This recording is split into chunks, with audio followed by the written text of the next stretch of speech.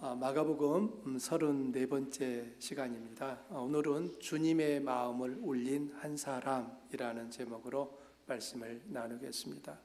여러분에게 한 가지 질문을 드리고 싶습니다. 하나님은 무엇을 보고 우리의 신앙을 평가하실까요? 무엇을 보고 하나님은 우리의 신앙을 평가하실 것 같습니까? 우리는 종종 눈에 보이는 것들로 사람을 신앙을 평가합니다. 성경을 많이 아는 사람, 또 기도를 오래 하는 사람, 또 교회에서 열심히 봉사하는 사람을 보면 저 사람은 참 신앙이 좋구나 라고 생각합니다. 물론 그런 모습들은 분명히 신앙의 열매일 수 있습니다. 그러나 겉모습이 반드시 마음의 진실을 보여주는 것은 아닙니다. 오늘 본문은 두 부류의 사람을 보여줍니다. 한쪽에는 사람들에게 존경받던 서기관들이 있습니다. 다른 한쪽에는 이름도 알려지지 않은 가난한 과부가 있습니다. 세상의 눈으로 보면 비교할 수 없는 차이입니다. 그러나 놀랍게도 예수님은 서기관들을 책망하시고 한 가난한 과부를 칭찬하셨습니다. 왜 그랬을까요? 오늘 말씀을 통해 하나님이 보시는 참된 경건이 무엇인지 함께 살펴보겠습니다. 예수님 당시 서기관들은 매우 존경받는 사람들이었습니다. 서기관은 히브리어로 소페림이라고 합니다. 원래는 성경을 필사하고 보존하는 사람들이었지만 예수님 시대에는 율법을 연구하고 해석하는 학자들이었습니다. 그들은 율법을 가르치는 랍비였고 종교 문제를 해석하는 권위자였으며 때로는 법률 자문까지 했습니다. 대부분 바리새파에 속해 있었습니다. 겉으로 보면 매우 경건해 보였습니다. 그들은 11조도 철저히 드렸습니다. 그러나 예수님은 이렇게 책망하셨습니다. 여러분 함께 읽어보실까요?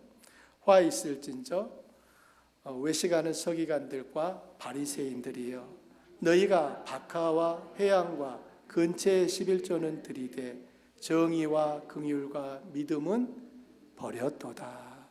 자, 여기 보십시오. 박하와 회양과 근처의 11조를 드렸다. 여러분, 박하, 회양, 근처 이런 것들은 아주 작은 것들을 의미하는 거예요. 그러나 그것들의 11조까지도 드렸지만 그들은 정의와 긍휼과 믿음은 버렸다라고 책망하셨습니다. 예수님은 그들의 종교적 열심을 문제 삼으신 것이 아닙니다.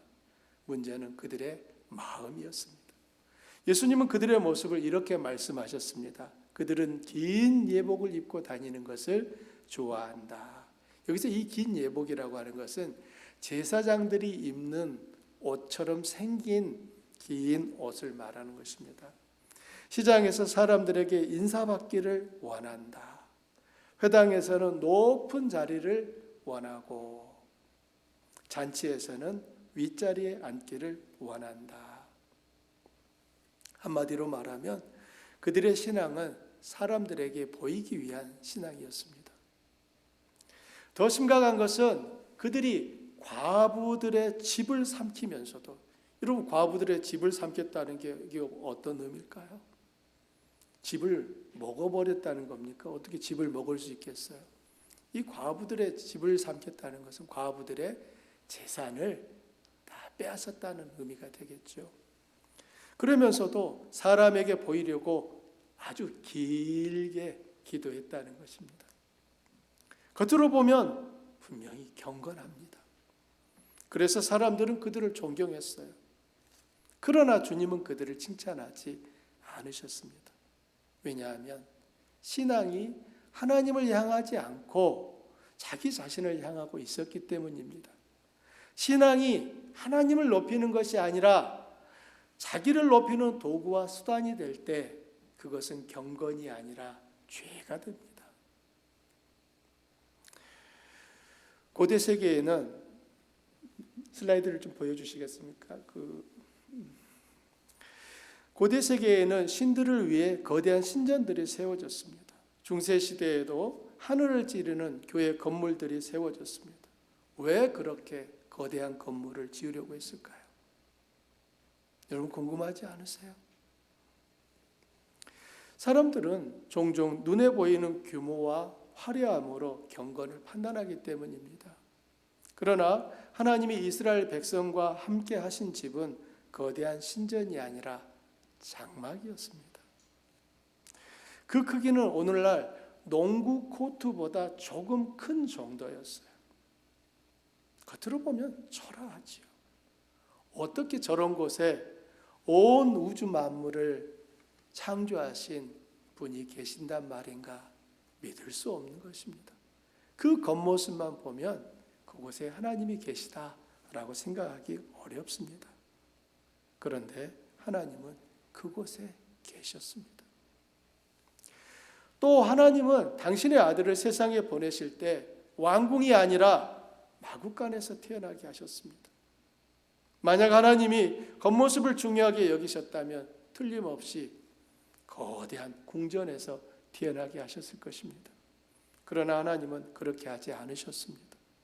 왜냐하면 하나님은 겉모습보다 마음을 보시는 분이기 때문입니다. 예수님은 성전에서 헌금함을 바라보고 앉으셨습니다. 그리고 사람들이 헌금함에 각각 돈을 넣는 것을 지켜보셨습니다. 당시 예루살렘 성전 안에는 여인의 뜰이라 부르는 장소가 있었는데 그 벽면에는 쇼파롯이라고 하는 부르는 이 13개의 구리로 만든 헌금함이 놓여 있었습니다. 이 쇼파롯이란 양의 뿔들이라는 의미입니다. 여러분 양의 뿔을 한번 떠올려 보십시오. 어떻게 생겼습니까?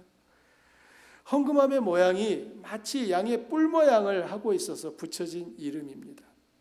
이 헌금함들은 입구가 좁고 아래로 갈수록 넓어졌는데 입구를 좁게 만든 이유는 도난을 방지하고 동전을 넣을 때 소리가 잘 나게 하기 위함이었다고 전해집니다. 여러분 한번 그 장면을 떠올려 보세요. 사람들이 구리로 만든 뿔 모양의 관에 동전을 넣으면 땡그랑 땡그랑 소리가 울렸습니다. 부자들이 많은 양의 동전을 넣을 때 요란한 소리가 났을 것입니다. 땡그랑 땡그랑 땡그랑 아마 우수수 쏟아졌겠죠. 사람들은 그 소리를 듣고 헌금 액수를 짐작할 수 있었습니다. 어떤 사람들에게는 그 소리가 자신의 부유함을 세상에 자랑하는, 세상에 알리는 자랑의 나팔 소리였던 거예요. 그때 한 가난한 과부가 쇼파롯에 다가와서 2렙돈을 넣었습니다. 아마 부자들의 모습과 이 가난한 과부의 모습은 입은 옷부터 달랐을 거예요. 아마 부자들은 얼굴에 기름기가 잘잘잘 흘렀을 것이고 이 가난한 과부는 얼굴에 그 피곤함과 그 먹지 못함으로 인하여 힘든 그 모습이 그대로 고스란히 비춰졌을 것입니다. 과부의 옷은 아마도 때가 짙게 배어있는 그런 볼품없는 옷이었겠지요. 그때 과부가 와서 그 쇼파롯에 다가와 동전 2렙돈을 넣은 거예요. 그녀가 넣은 2렙돈은 가볍고 얇은 구리 동전이어서 부자들이 넣은 금화나 은하와 비교할 수 없이 작은 소리가 났을 것입니다. 아마 거의 들리지 않는 소리였을 거예요. 가난한 과부가 넣은 2렙돈은 세상의 귀에는 들리지도 않는 작은 소리였으나 주님은 그 작은 소리야말로 하나님 보좌를 울리는 가장 크고 진실한 사랑의 나팔 소리임을 알고 계셨습니다. 예수님은 제자들을 부르시고 말씀하셨습니다. 이 가난한 과부는 모든 사람보다 많이 넣었도다. 왜 그렇게 말씀하셨을까요? 부자들은 그들이 가진 게 많습니다. 그 많은 그 풍족한 가운데 일부를 드렸습니다. 물론 그들이 드린 그 쇼파롯에 넣은 그 액수는 과부가 넣은 2렙돈보다 더 훨씬 많았겠지요. 그렇지만 그들은 많이 가지고 있는 것 중에 일부를 넣었습니다. 그러나 이 과부는 자기의 모든 소유, 생활비 전부를 드렸습니다. 그녀는 2렙돈 중에 하나만 드릴 수도 있었습니다. 아니면 주님, 제가 다음에 드리겠습니다 라고 했을 수도 있겠지요. 그러나 그녀는 둘 다 드렸습니다. 이제 그녀에게 남은 것은 얼마입니까? 아무것도 없어요. 당장 그날 저녁을 어떻게 해결해야 할지 길이 안 보입니다. 여러분이 그 과부였다고 생각해 보십시오. 여러분 수중에 2렙돈이 있어요. 그건 놓고 나면 나는 오늘 저녁에 뭘 먹어야 될지 길이 없습니다. 여러분 어떻게 하실까요? 그래서 그 과부의 2렙돈은 단순한 동전이 아니라 하나님을 향한 그녀의 사랑과 신뢰의 고백이었습니다. 하나님에 대한 사랑 없이는 그렇게 할 수 없는 거예요. 목회를 하면서 많은 성도님들을 만났고 지금도 만나고 있습니다. 그중 어떤 분의 간증을 들으며 마음이 울컥했던 적이 있습니다. 30대 초반에 남편이 먼저 세상을 떠났습니다. 어린 2 자녀와 함께 살 길이 막막했던 그분은 미국행 길에 올랐습니다. 어떤 뾰족한 계획이 있어서 선택한 길이 아닙니다. 그래도 미국이 한국보다 아이들을 키우기가 더 낫겠다는 그런 생각으로 아는 사람 한 명 없는 미국으로 건너왔습니다. 모든 것이 낯설었습니다. 영어를 배워본 적도 없는데 영어로 말하는 그 사람들 속에서 살아야 했습니다. 먼저 온 이민자들의 삶도 결코 쉽지는 않았지만 그래도 그들은 남편과 아내가 있어서 2 사람입니다. 한 사람이 번 것으로는 집세와 생활비를 내고 또 한 사람이 번 것으로는 저축할 수 있었습니다. 하지만 과부인 그분은 혼자 벌어야 했기에 도무지 길이 안 보였습니다. 집세를 내고 나면 우유 하나 사는 것도 빠듯했습니다. 그래서 하루에 투잡을 뛰며 발버둥을 쳤습니다. 이른 새벽부터 밤 늦은 시간까지 하루 종일 서서 일하다 보면 너무 피곤했습니다. 발바닥이 뜨거워 서 있는 것마저도 힘들었어요. 일을 마치고 집에 도착하면 아파트 계단을 오를 힘이 없어 양손을 짚고 엉금엉금 기어서 4발로 올라간 날도 많았습니다. 그러던 어느 날 계를 조직하여 매달 일정 금액을 냈는데 자기 차례가 되어서 갯돈 3,000불을 탔습니다.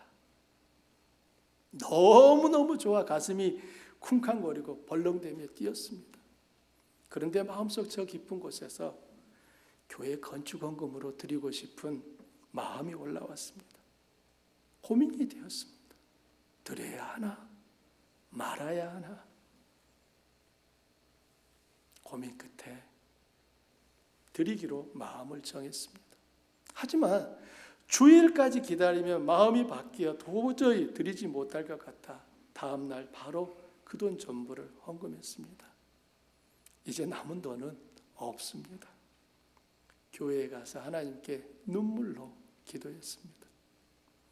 그분은 어떻게 그 소중한 3,000불을 헌금할 수 있었을까요? 오늘 본문 속 가난한 과부와 같은 마음이었기 때문일 것입니다. 하나님은 그분의 헌신과 믿음을 보셨습니다. 그분이 드린 3,000달러보다 100배가 넘는 복을 주셨습니다. 바리새인들과 서기관들은 구제도 기도도 헌금도 사람들에게 보이기에 힘썼어요. 여러분 그들 열심히 헌금했고 기도했고 구제도 했습니다. 그러나 그 일을 하는 이유 목적이 사람들에게 자기를 잘 보이려고 했던 것입니다. 그래서 예수님이 이렇게 경고하셨어요. 사람에게 보이려고 그들 앞에서 너희 의를 행치 말라. 사랑하는 성도 여러분, 참된 경건은 사람의 칭찬을 위해 섬기지 않습니다. 참된 헌신은 사람의 박수를 기대하지 않습니다. 어쩌면 여러분의 섬김이 아무도 알아주지 않는 것처럼 느껴질 때가 있을지도 모릅니다. 그러나 기억하십시오. 하나님은 보고 계십니다. 사람들은 두 랩돈의 소리를 듣지 못했습니다. 그러나 예수님은 들으셨습니다. 다시 한번 그 장면을 떠올려 보십시오.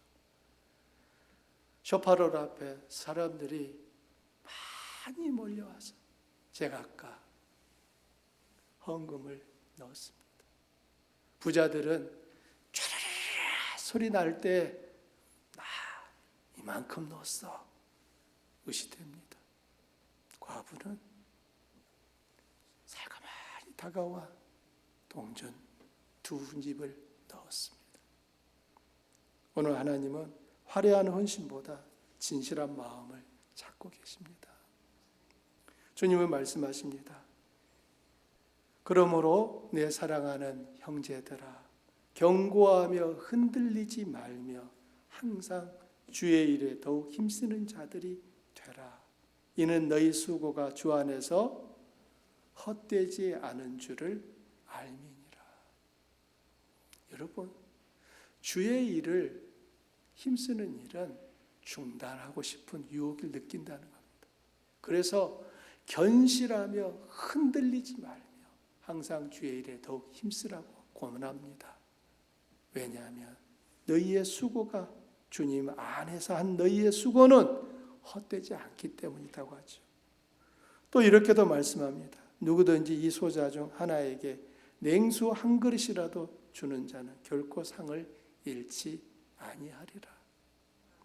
가장 작은 일이라 할지라도 하나님은 아시고 상 주실 것입니다. 사람의 눈에는 작아 보일지라도 하나님 때문에, 하나님을 위해서 실천한 섬김은 하나님의 눈에 가장 큰 헌신이 될 수 있습니다.